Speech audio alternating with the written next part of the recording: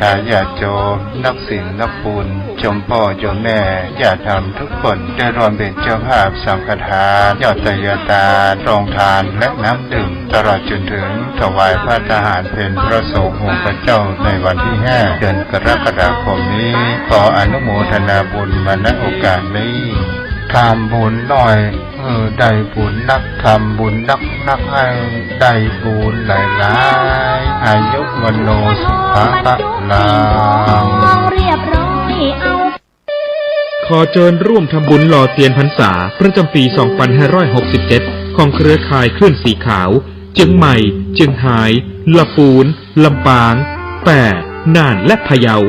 เนื่องด้วยคณะสงฆ์พระนักเผยแผ่ธรรมะเครือข่ายคลื่นสีขาวและคณะศรัทธาพุทธศาสนิกชนจะได้มีการจัดพิธีหล่อเทียนพรรษาและถวายเทียนพรรษาประจำปี 2567 ณ วัดพระธาตุม่อนจอมพออำเภอเวียงป่าเปาจังหวัดเชียงรายในวันที่ 7 กรกฎาคม 2567 เวลา 9 น.เป็นต้นไป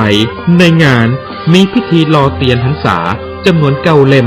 และถวายทานจำนวน 15 วัด 15 เล่มเรียนเชิญเป็นเจ้าภาพถวายปัจจัยวัดละ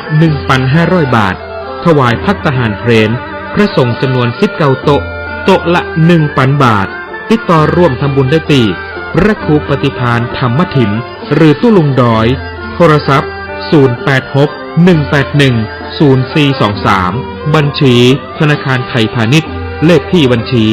545-256-7959 ชื่อบัญชีพระครูปฏิภาณธรรมถินหลังจากทำพิธีหล่อเทียนพรรษาเรียบร้อยแล้วจะนำไปถวายวัดต่างๆจำนวน9 วัดในพื้นที่ภาคอีสานในวันที่23 ถึง 25 สิงหาคม 2567 โดยจะออกเดินทางในวันที่23 สิงหาคม 2567 เวลาตี 4 ในโอกาสนี้จึงขอเชิญชวนพุทธศาสนิกชนทุกท่านได้ร่วมพิธีหล่อเทียนพรรษาและร่วมอนุโมทนาบุญไปด้วยกันเพื่อส่งเสริมพระพุทธศาสนาและวัฒนธรรมประเพณีอันดีงามต่อไป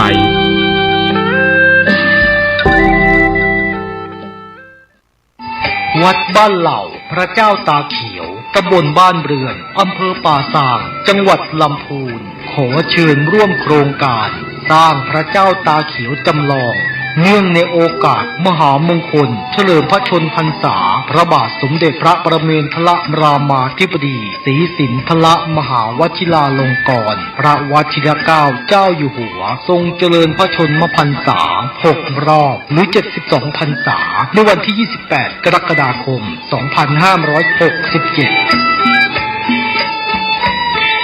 ในการนี้ทางวัดบ้านเหล่าพระเจ้าตาเขียวนำโดยผู้ช่วยศาสตราจารย์ด็อกเตอร์พระครูภาวนาโสภิตพระวิปัสสนาจารย์เจ้าอาวาสวัดบ้านเหล่าพระเจ้าตาเขียว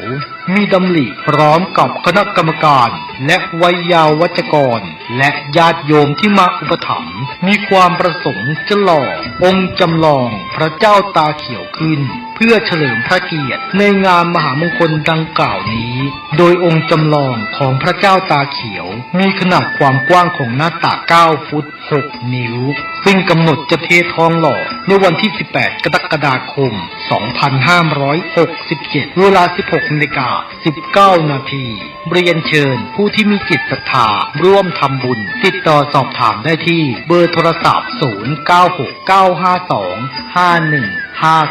0969525159 วัดบ้านเหล่าพระเจ้าตาเขียวตำบลบ้านเรือนอำเภอป่าซางจังหวัดลำพูน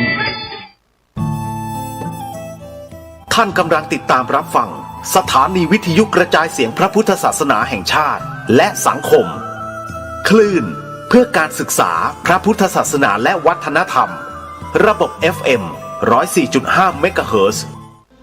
รายการต่อไปเป็นรายการคดีโลกคดีธรรม ค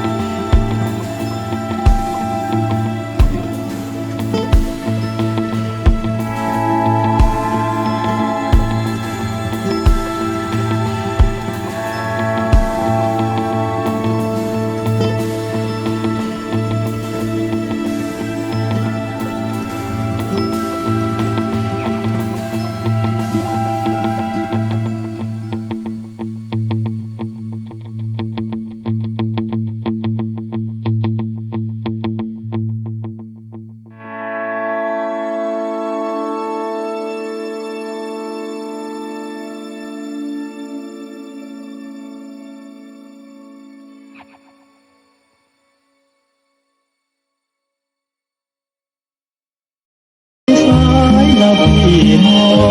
งเอ๋ย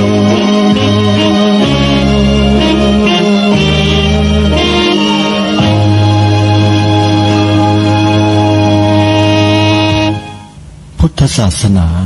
เป็นศาสนาสำหรับชาติเราศาสนาในสมัยนี้เป็นของที่แยกจากชาติไม่ได้เป็นความจำเป็นที่เราทั้งหลายผู้เป็นไทยจะต้องมั่นคงอยู่ในศาสนาพระพุทธซึ่งเป็นศาสนาสำหรับชาติเราพระพุทธศาสนาก็ดี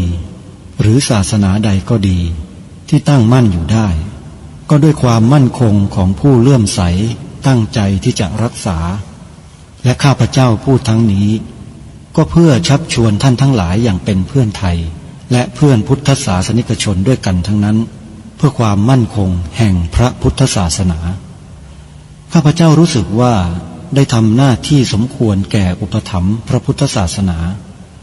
เราจะตั้งใจรักษาศาสนาของเราด้วยชีวิตและถ้าท่านตั้งใจจะช่วยข้าพเจ้าในกิจอันใหญ่นี้แล้วก็จะเป็นที่พอใจข้าพเจ้าเป็นอันมากเพราะฉะนั้น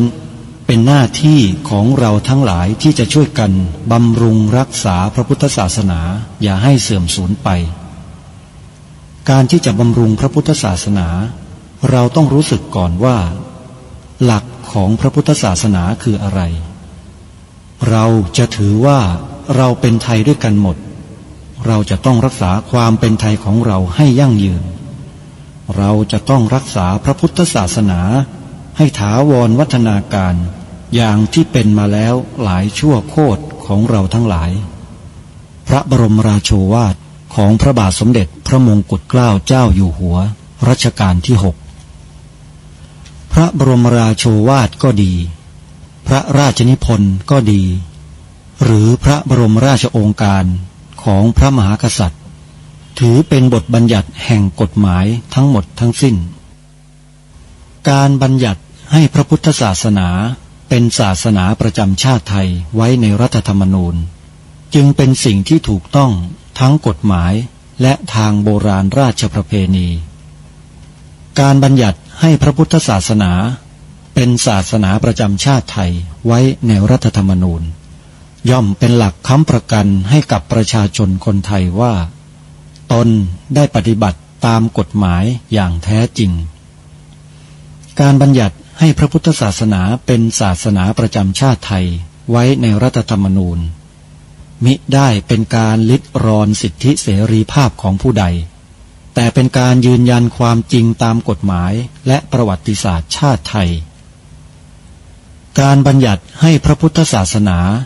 เป็นศาสนาประจำชาติไทยไว้ในรัฐธรรมนูญจะทำให้พระพุทธศาสนาได้รับการอุปถัมภ์และคุ้มครองจากรัฐดุจเดียวกันกับที่องค์พระมหากษัตริย์ทรงกระทำมาการบัญญัติให้พระพุทธศาสนาเป็นศาสนาประจำชาติไทยไว้ในรัฐธรรมนูญจะป้องกันพระพุทธศาสนาไม่ให้ถูกลัทธินิกายนอกศาสนากระทำการใดๆได้ด้วยอุบายต่างๆนานาการบัญญัติให้พระพุทธศาสนาเป็นศาสนาประจำชาติไทยไว้ในรัฐธรรมนูญจะทำให้สังคมไทยมีแต่ความสุขร่มเย็นเป็นธรรมทั้งต่อคนศาสนาอื่นและคนสัญชาติอื่นได้อย่างแท้จริงแต่ถ้าไม่บัญญัติให้พระพุทธศาสนาเป็นศาสนาประจำชาติไทยไว้ในรัฐธรรมนูญในอนาคตประเทศไทยจะต้องตกอยู่ในสถานะเดียวกันกับพื้นที่3 จังหวัดชายแดนภาคใต้อย่างแน่นอน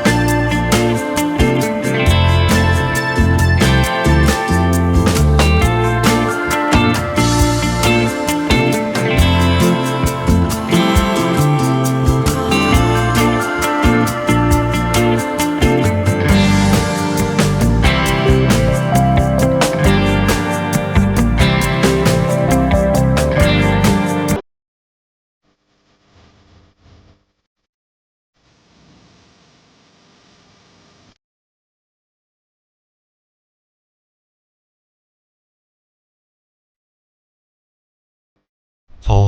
กราบถวายความนอบน้อมแด่พระรัตนตรัย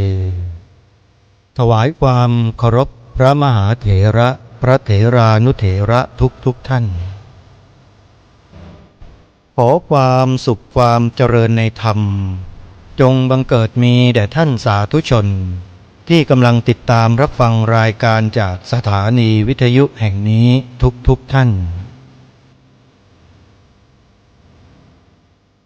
ขอนำท่านผู้ฟังเข้าสู่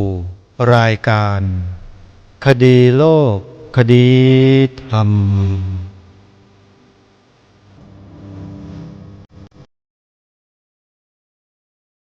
พบกันวันนี้วันแรม12 ค่ำเดือน 7วันนี้ตรงกับวันพุธที่3 กรกฎาคมพระพุทธศักราช2567รายการคดีโลกคดีธรรมมาพบกับสาธุชนเป็นปกติทุกวันจันทร์ถึงวันศุกร์และวันเสาร์อาทิตย์ทางสถานีวิทยุแห่งนี้ท่านผู้ฟังสามารถใช้โทรศัพท์มือถือดาวน์โหลดแอปพลิเคชันที่ชื่อว่าวิทยุพุทธศาสนาทั่วไทยเพื่อติดตามรับฟังรายการคดีโลกคดีธรรมรายการนี้ได้ทุกวันในวันหนึ่งท่านสามารถรับฟังรายการคดีโลกคดีธรรมนี้ได้ถึง5 เวลาเริ่มตั้งแต่9 นาฬิกาช่วงหนึ่ง10 นาฬิกาอีกช่วงหนึ่ง11 นาฬิกาอีกช่วงหนึ่ง13 นาฬิกาอีกช่วงหนึ่งและ1 นาฬิกาอีกช่วงหนึ่งสถานีวิทยุที่ออกอากาศตามเวลาดังกล่าว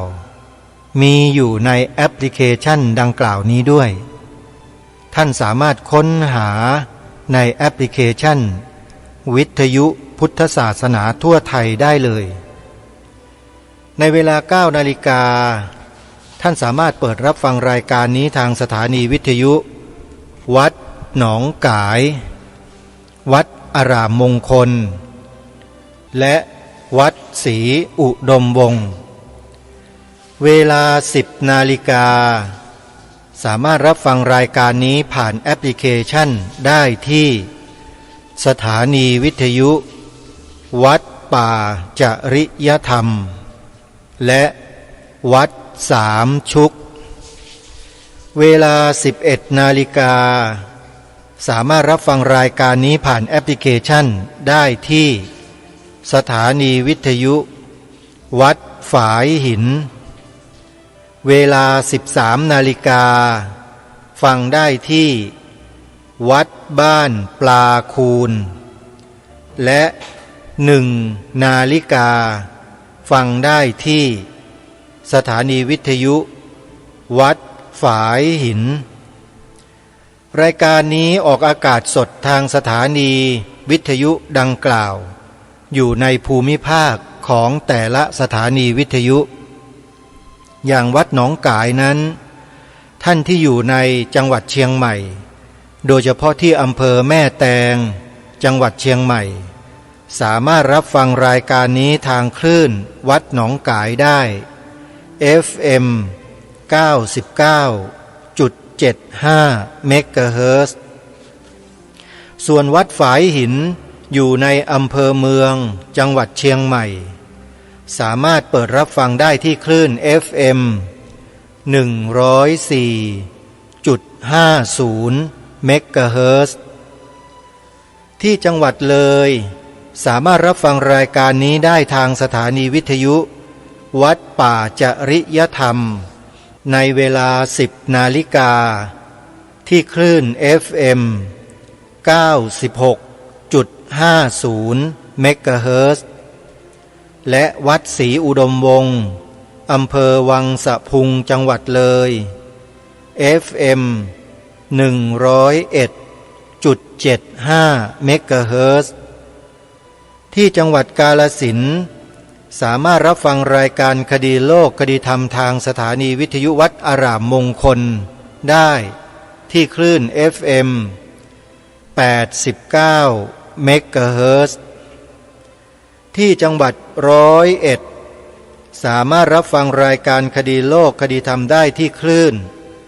วัดบ้านปลาคูนอำเภอโพนทรายจังหวัด101คลื่น FM 104.50 เมกะเฮิรตซ์และที่จังหวัดสุพรรณบุรีสามารถรับฟังได้ที่คลื่นวัดสามชุกอำเภอสามชุกจังหวัดสุพรรณบุรี FM 100.25 เมกะเฮิรตซ์นี่คือสถานีวิทยุที่ได้เอื้อเฟื้อเวลาของทางสถานีให้กับรายการคดีโลกคดีธรรมมาโดยตลอดขอกราบขอบพระคุณผู้อำนวยการสถานีวิทยุที่เป็นครูบาอาจารย์พระเถรานุเถระทุกรูปที่เอื้อเฟื้อเวลาให้กับทางรายการได้นำเสนอเนื้อหาสาระให้กับพี่น้องประชาชนคนไทยของเราได้ปลุกจิตสำนึกอย่างต่อเนื่องสาธุชนท่านผู้ฟังทุกท่านในห่วงเวลาที่ผ่านมานั้นทางรายการได้หยิบยกประเด็นปรารภถึงข้อปฏิบัติที่จะทำให้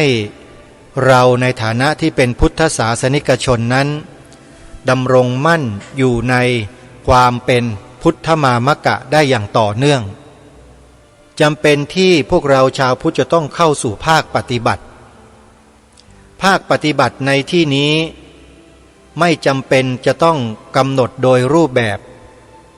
แต่มีเนื้อหาอันเดียวกันก็คือใช้สติกับสัมปชัญญะเป็นหลักในการปฏิบัติไม่ว่าจะกำหนดด้วยอาการอะไรด้วยถ้อยคำอย่างไหนด้วยรูปแบบอะไรก็ช่างแต่ขอให้มีสติและสัมปชัญญะที่ถูกต้องกำหนดรู้ดูรูปนามให้เห็นชัดว่ามีสภาวะที่ไม่เที่ยงเป็นทุกข์เป็นอนัตตาให้ได้คือกำหนดอย่างไรก็ได้ให้เห็นสภาวะทั้งสามนี้ให้ชัดแจ้งให้เห็นจริงนั่นแหละชื่อว่าเข้าถึงธรรมโดยแท้แต่ถ้าหากว่าเรายังไม่สามารถจะไปถึงก็ขอให้เรานั้นใช้ปัญญาสองระดับประคับประคองจิตใจกายวาจาของเราเนี่ยให้อยู่ในกรอบที่เหมาะสมที่ถูกต้องได้คือใช้สุตตมยปัญญากับจินตามยปัญญาในการหล่อเลี้ยงคุณงามความดีของชีวิตของเราไว้ได้แต่ทุกสิ่งทุกอย่างตามที่รายการได้พูดไปก็คือว่าจะต้องได้รับการศึกษาเรียนรู้หลักธรรมคำสอนอย่างถูกต้องเป็นเบื้องต้นถ้าหากว่าไม่ได้รับการศึกษาเรียนรู้หลักธรรมคำสอนของพระสัมมาสัมพุทธเจ้าอย่างถูกต้องแล้วการปฏิบัติการกำหนดอาการที่เป็นไปอาจจะทำให้เกิดการผิดเพี้ยนและสะดุดหยุดอยู่ณจุดใดจุดหนึ่งได้นี่คือปัญหาที่เกิดขึ้นในสังคมมนุษย์ตั้งแต่ครั้งสมัยพุทธกาลเป็นต้นมาจนถึงยุคพวกเราก็ยังมีให้เห็นกันอยู่แสดงกล่าวเพี้ยนอ้างคำสอนของพระพุทธเจ้าแล้วก็ไปว่ากันเองมีเยอะแยะนะอย่างที่เป็นข่าวอยู่ในปัจจุบันที่เป็นเรื่องเป็นราวกันอยู่อย่างที่เราได้ทราบกันนี่ก็ล้วนแล้วแต่ไม่ได้ผ่านการศึกษาเรียนรู้หลักธรรมคำสอนได้อย่างถูกต้องนั่นเองเป็นอันตรายแล้วคนไทยส่วนใหญ่ของเราก็ไม่ได้ศึกษาเรียนรู้พระธรรมคำสอนอย่างถูกต้องด้วยพอไปได้ยินใครอ้างว่าเป็นพุทธวจนะเป็นคำสอนพระพุทธเจ้า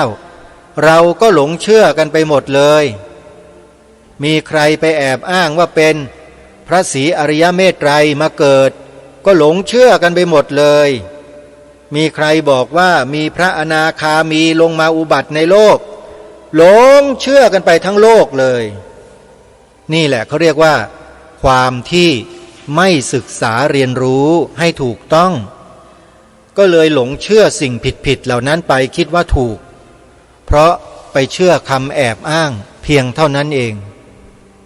ไปดูหลักเกสปุตตะสูตรนี่คือชื่อสูตรนะฮะเกสปุตตะสูตรไปพิมพ์คำนี้ใน Google แล้วไปอ่านดูท่านผู้ฟังพระพุทธเจ้าตรัสสอนถึงเรื่องความเชื่อไว้10 ข้อ10 ข้อเลย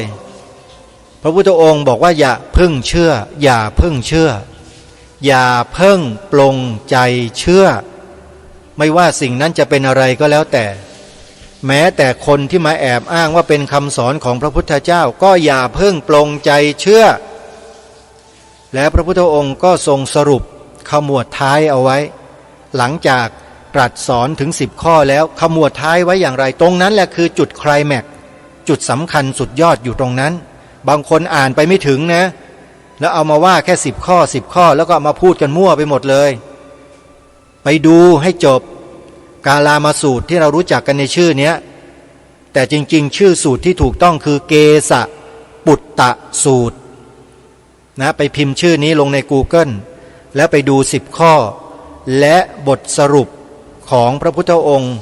ในตอนท้ายหลังจากตรัส10 ข้อนี้แล้วนั่นแหละคือสิ่งที่เราจะต้องยึดถือให้เป็นหลักเอาไว้เพราะฉะนั้นท่านผู้ฟังสาธุชนทุกท่านกระแสของสื่อมวลชนสื่อสารทั้งหลายทั้งปวงทุกวันนี้เนี่ยนะถ้าหากว่าเราไม่รู้เท่าทันเนี่ยเราเสร็จเลยเป็นเหยื่อแบบง่ายๆเป็นเหยื่อแบบง่ายๆเลยโดยเฉพาะสื่อที่อ้างคำสอนของพระพุทธเจ้าเนี่ยเราจะโดนง่ายๆเลยสื่อบางสื่อที่ถูกใช้ไปในทางที่ผิดไม่ตรงตามหลักที่องค์สมเด็จพระสัมมาสัมพุทธเจ้าทรงวางไว้แล้วก็นำไปอ้างบอกว่านี่คือพระวินัยที่องค์สมเด็จพระสัมมาสัมพุทธเจ้าบัญญัติไว้ห้ามไม่ให้พระสงฆ์รับเงินพูดแค่นี้แล้วก็จัดการเลยเล่นงานพระสงฆ์เลยกล่าวหาเลยว่าถ้าพระสงฆ์รูปใดรับเงินพระสงฆ์เหล่านั้นเป็นมหาโจรคำนี้คำพูดนี้พระพุทธเจ้าไม่เคยตรัสเลยโยมไม่มีในพระไตรปิฎกที่บอกว่าถ้าพระสงฆ์รูปใดรับเงินแล้วเป็นมหาโจรเนี่ยไม่มีในพระไตรปิฎกแต่คนพวกนี้พูดเอาเองหมดเลยไปฟังดูให้ดีนะว่าใคร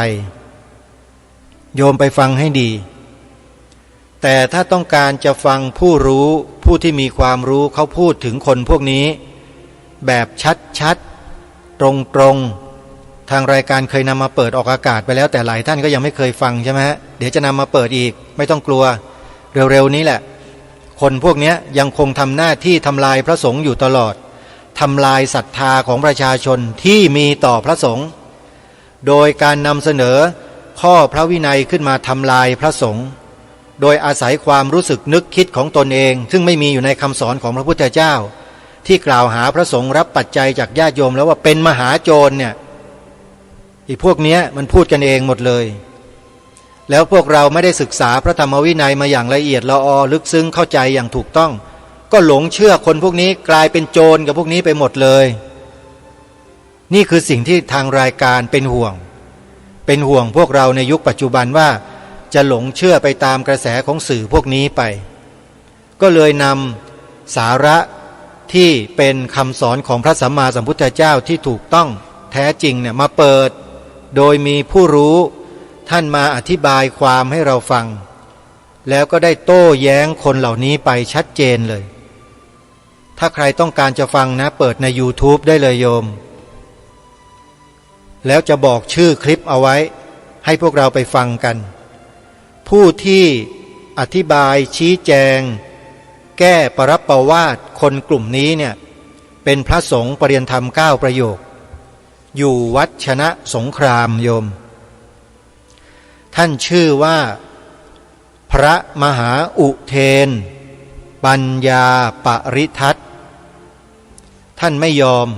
ให้กับความผิดความไม่ถูกต้องเหล่านี้ท่านอยู่ไม่ได้ท่านเป็นพระสอนวิปัสสนากรรมฐานด้วย เป็นพระที่สอนคันธทุระสอนพระบาลีด้วยเก่งทั้งทางด้านปริยัติแล้วก็ปฏิบัติ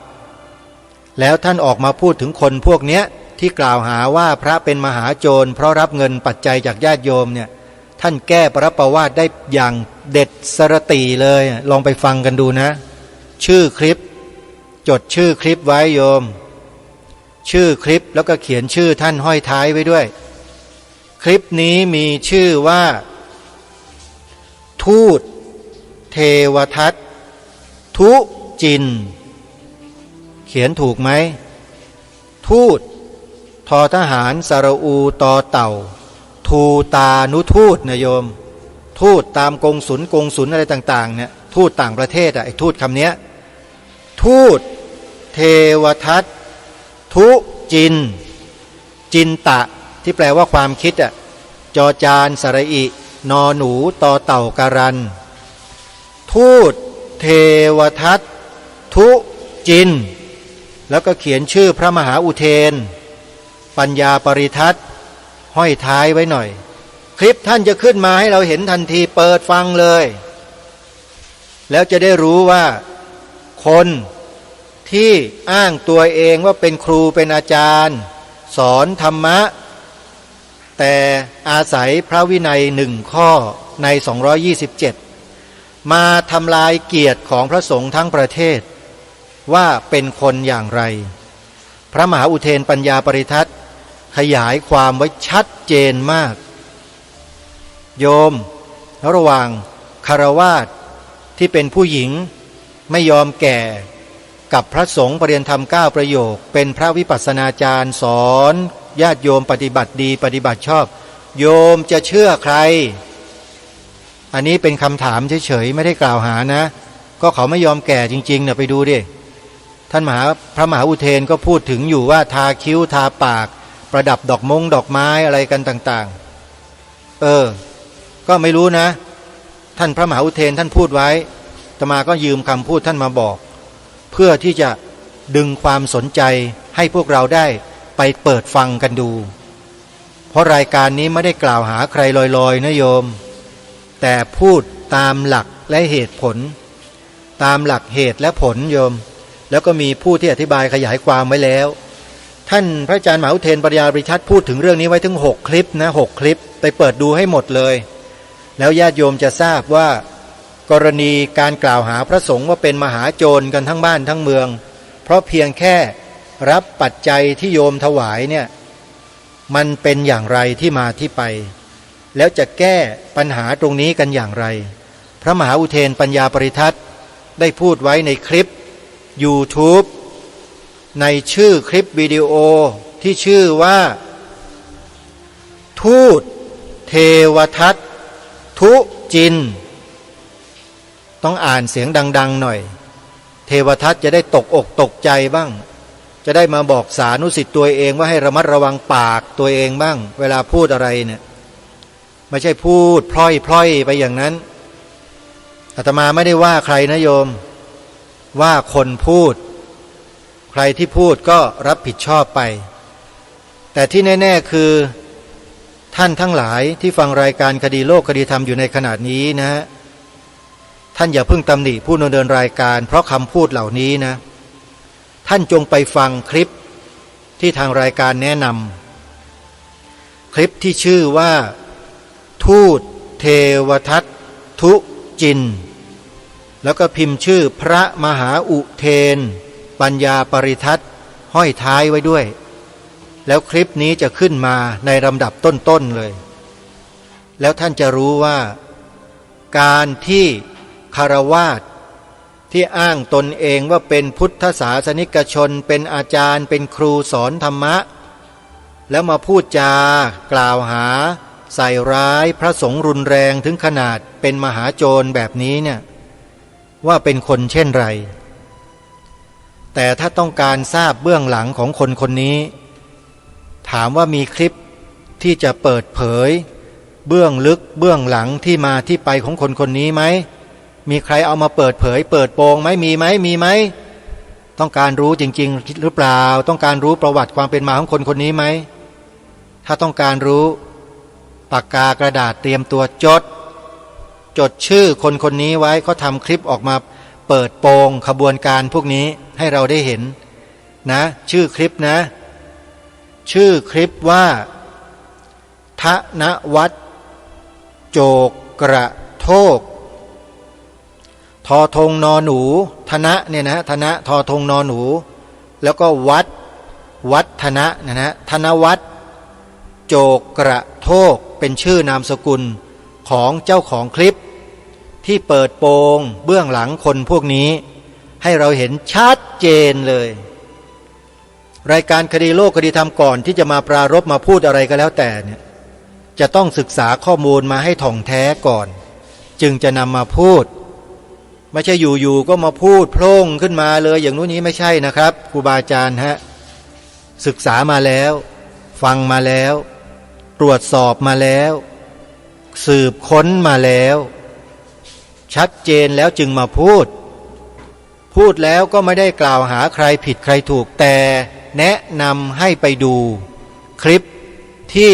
มีคนเขาพูดไว้แล้วก็อ้างหลักฐานอ้างเหตุผลต่างๆมาให้เรา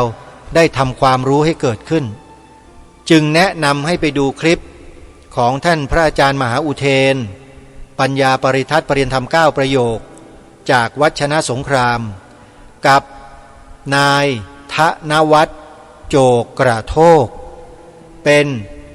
นักจัดรายการอิสระพูดง่ายๆว่าเป็นยูทูบเบอร์คนหนึ่งที่ไม่ชอบความอายุติธรรมก็เลยออกมาปกป้องพระสงฆ์ทั่วราชอาณาจักรด้วยการมาเปิดโปงขบวนการพวกนี้ให้เห็นชัดๆเลยรายการคดีโลกคดีธรรมนั้นติดตามข้อมูลข่าวสารเหล่านี้มาโดยตลอดไม่ได้นั่งเทียนพูดเพราะฉะนั้นใครที่ต้องการพิสูจน์หลักฐานความจริงก็เข้าไปดูตามคลิปที่ทางรายการแนะนำได้นะฮะเข้าไปดูได้เลยแล้วทุกท่านจะทราบจะรู้ด้วยตัวของท่านเองนี่ก็คือเหตุการณ์ที่เกิดขึ้นในวงการพระพุทธศาสนาของเราทางรายการก็ได้ปรารภถึงเรื่องของข้อปฏิบัติเรื่องสติเรื่องสัมปชัญญะเรื่องการกำหนดอาการเป็นไปของรูปของนามเพื่อทำให้ชาวพุทธเราได้เกิดความรู้อย่างท่องแท้แต่ถ้ารู้ไม่ถึงเราก็อาศัยสุตตมยปัญญากับจินตามยปัญญาที่เกิดจากการศึกษาเรียนรู้จากการฟังนี่แหละมาประคับประคองกายวาจาใจของเราให้อยู่ในกรอบที่ถูกต้องได้แล้วเราก็ค่อยๆสั่งสมปัญญาบารมีของเราไปเรื่อยๆสั่งสมไปเรื่อยๆแล้วสักวันหนึ่งสภาวะแห่งปัญญาสัมมาทิฏฐิที่มีความแก่กล้านั้นก็จะเกิดขึ้นมาเมื่อเกิดขึ้นมาแล้วปัญญาเหล่านี้แหละจะแปลสภาพให้มีกำลังสูงขึ้นจากสุตตะจากจินตะก็จะกลายเป็นภาวนาเรียกว่าภาวนามยปัญญาท่านสาธุชนทั้งหลายภาวนามยปัญญาคือภาวนาขั้นสุดยอดที่เมื่อเกิดขึ้นเมื่อไหร่แล้วตัดกิเลสได้ทันทีอย่างน้อย3 กอง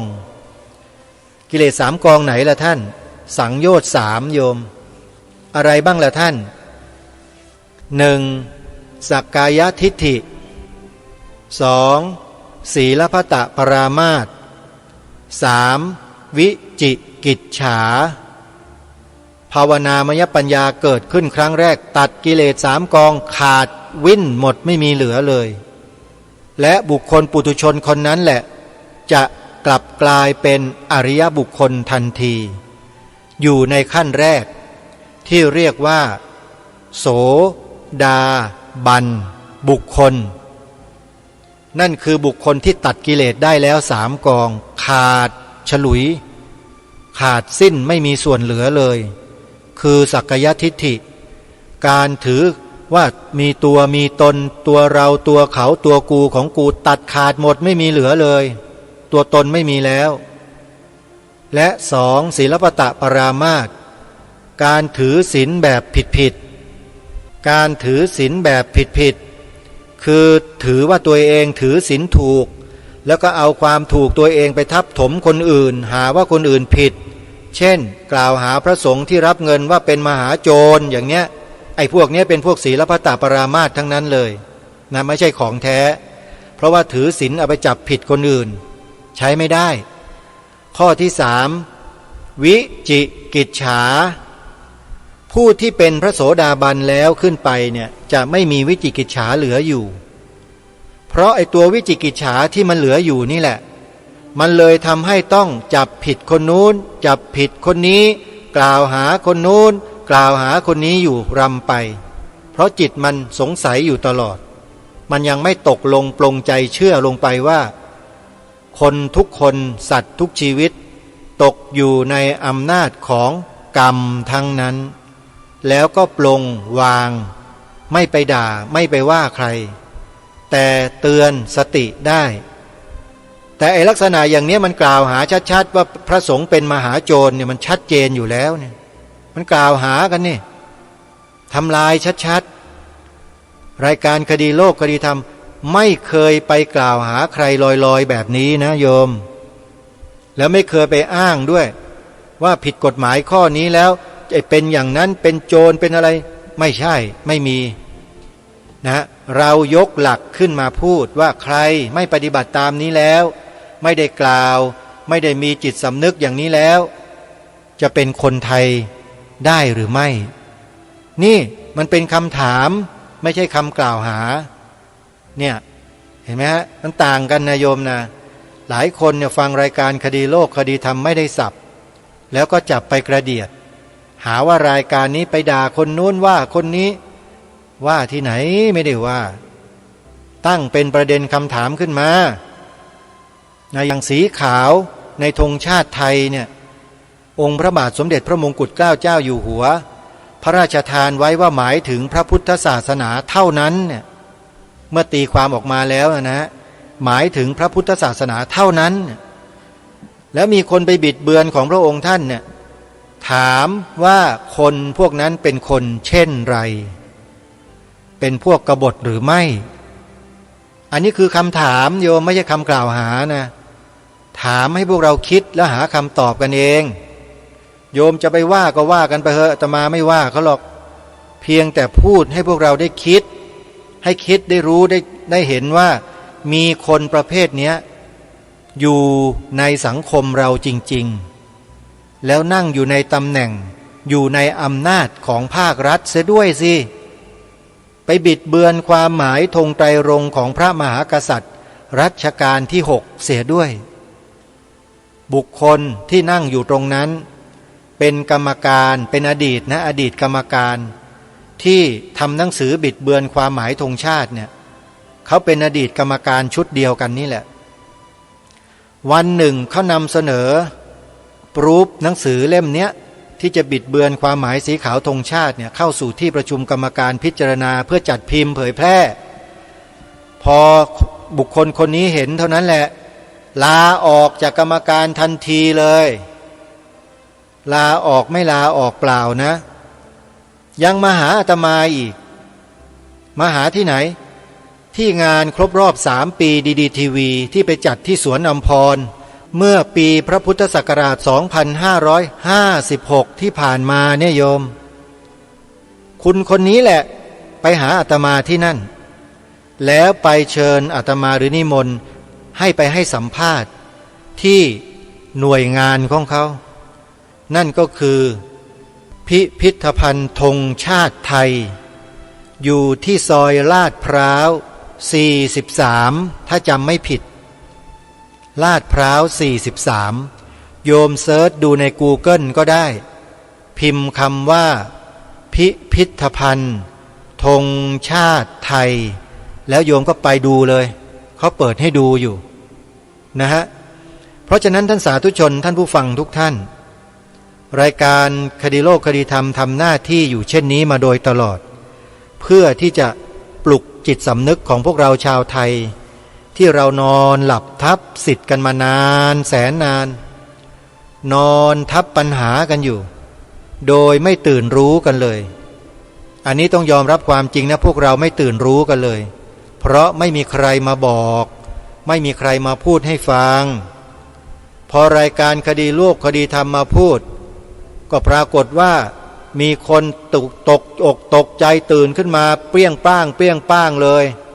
ออกมาทางวาจาว่าอย่างนั้นว่าอย่างนี้อะไรต่างๆก็มีนะมีแต่อาตมาก็ไม่ได้ถือโทษโกรธเคืองเขาหรอกทำไมไม่โกรธล่ะก็ไม่ได้ยินนะสิโยม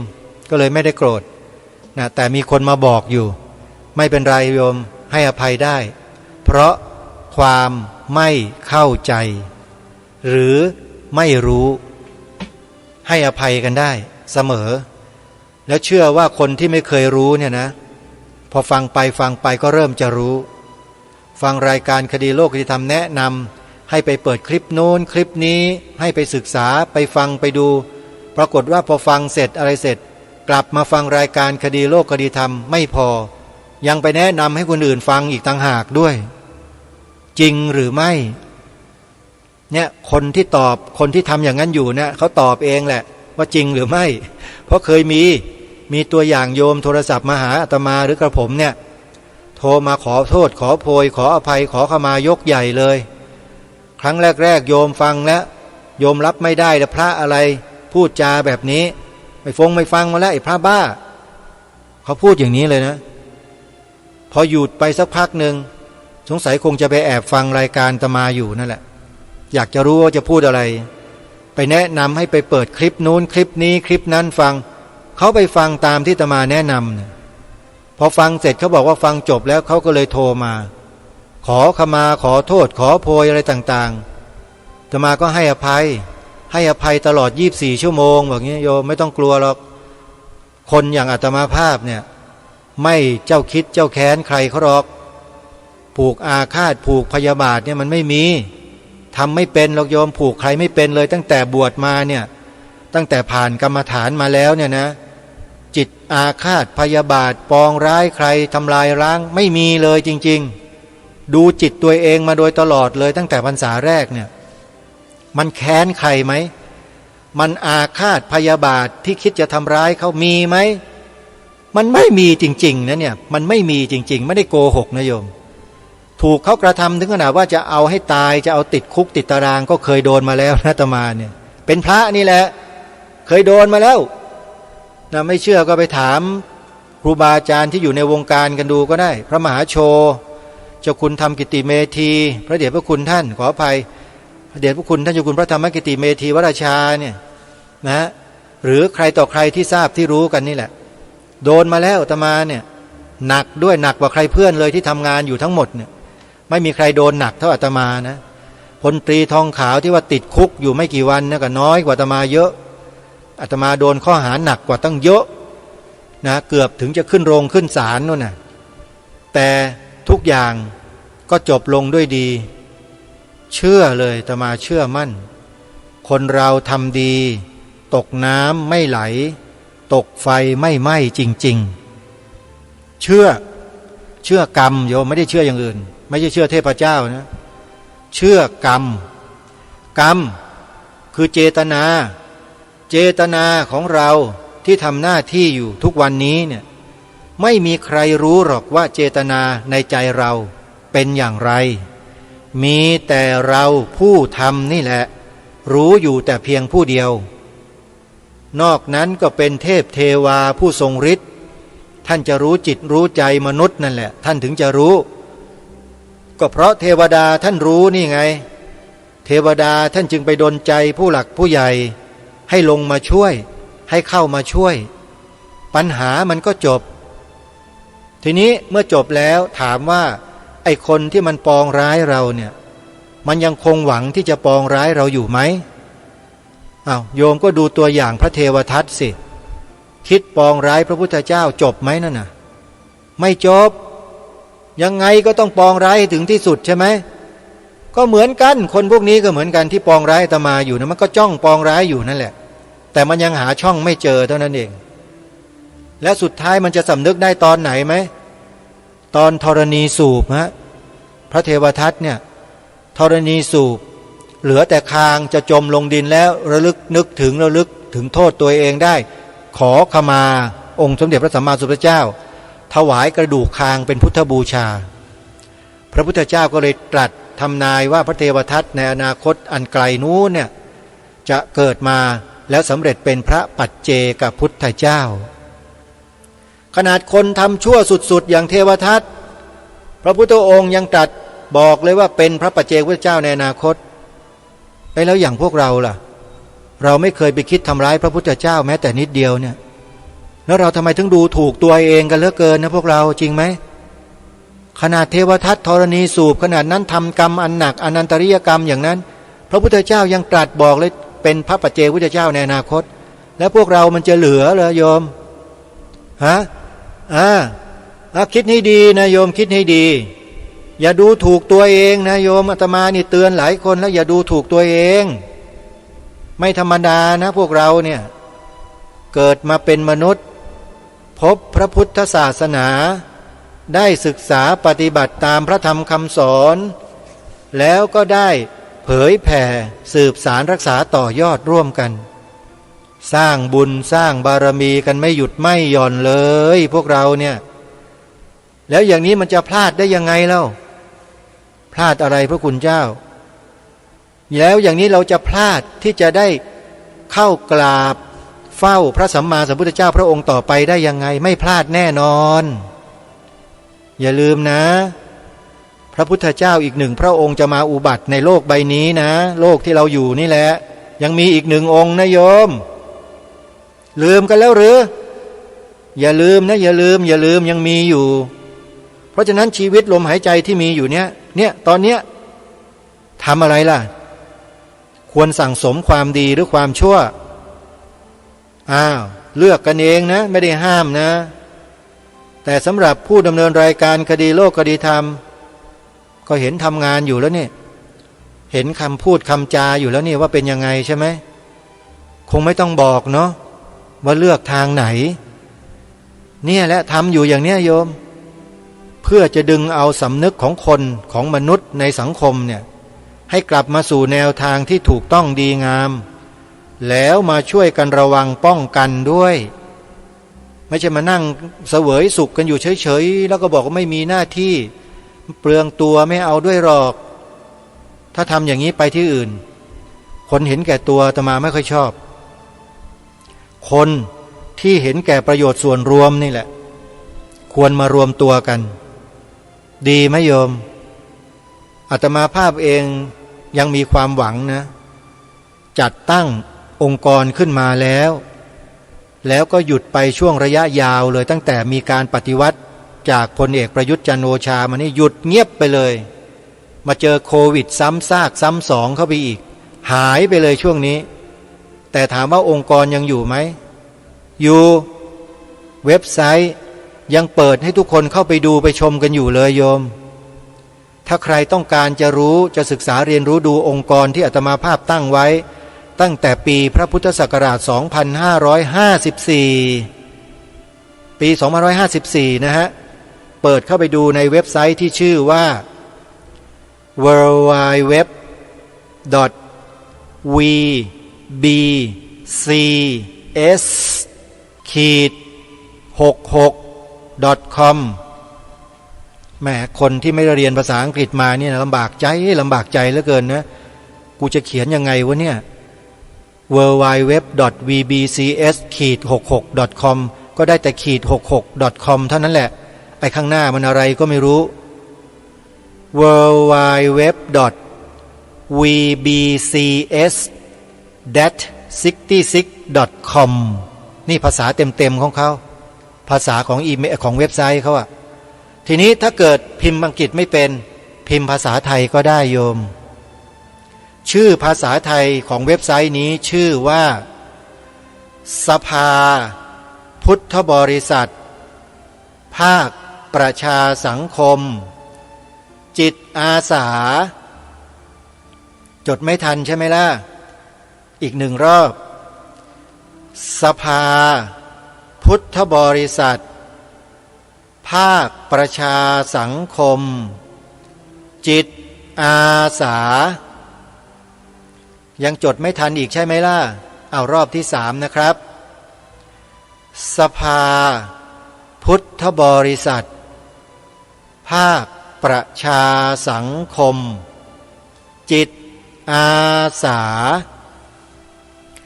ถ้าเป็นชื่อภาษาอังกฤษก็คือ Voluntary Buddhist Councils of Civil Society Voluntary Buddhist Councils of Civil Society สภาพุทธบริษัทภาคประชาสังคมจิตอาสาไปเปิดดูในเว็บไซต์ก็ได้ www.vbcs-66.com หรือไปดูใน Facebook ก็ได้ Facebook ก็มีเพจอยู่เพจที่ชื่อว่าสภาพุทธบริษัทภาคประชาสังคมจิตอาสาอาตมาทำไว้ยังอยู่เว็บไซต์ก็ยังอยู่มีคนเข้าไปดูประมาณ 20-30 ล้านคนแล้วโยมลองไปเช็คดูได้นะแล้วอย่าลืมสมัครเป็นสมาชิกด้วยล่ะเข้าไปแล้วไปสมัครเป็นสมาชิกด้วยแล้วเราจะได้มาทำงานร่วมกันคนที่มีอุดมการณ์นะโยมนะมีอุดมการณ์เห็นแก่ประโยชน์ส่วนรวมร่วมกันมารวมตัวกันท่านแล้วเรามาทำในสิ่งที่ควรทำเหมือนอย่างที่รายการคดีโลกคดีธรรมทำมาโดยตลอดเนี่ยคือสิ่งที่ควรทำถ้าเป็นสิ่งที่ไม่ควรทำป่านนี้รายการถูกปิดไปนานแล้วไม่ทำมาถึง20 ปีนี้หรอกโยมว่าจริงไหมล่ะนะฮะเพราะฉะนั้นท่านสาธุชนทุกท่านอะไรที่เป็นสิ่งที่ดีใครทำในสิ่งที่ดีช่วยกันสนับสนุนช่วยกันส่งเสริมนะโยมนะอาตมาภาพก็จะช่วยกันประกาศประชาสัมพันธ์บอกให้พวกเราได้ช่วยกันเหมือนอย่างงานค่ายอบรมเยาวชนสร้างชาติที่จะมาถึงเนี้ยในเดือนกรกฎาคมนี้แหละวันที่12 13 14กรกฎาคมจัดขึ้นที่วัดพระธาตุดอยสะเก็ดอำเภอดอยสะเก็ดจังหวัดเชียงใหม่เชิญชวนพ่อออกแม่ออกนะญาติโยมสาธุชนนะไปช่วยกันสนับสนุนลูกหลานของเรากันเนอะอยู่ที่วัดพระธาตุดอยสะเก็ดนะ12 13 14กรกฎาคมนี้ไปพบกันที่วัดพระธาตุดอยสะเก็ดวันนี้เวลาของรายการหมดลงแล้วต้องขอสมมุติจุติไว้ที่เพียงเท่านี้ขอความสุขสวัสดีในธรรมแห่งองค์สมเด็จพระบรมศาสดาสัมมาสัมพุทธเจ้าจงบังเกิดมีแด่ท่านสาธุชนผู้ฟังทุกท่านทุกคนเทินขอเจริญพร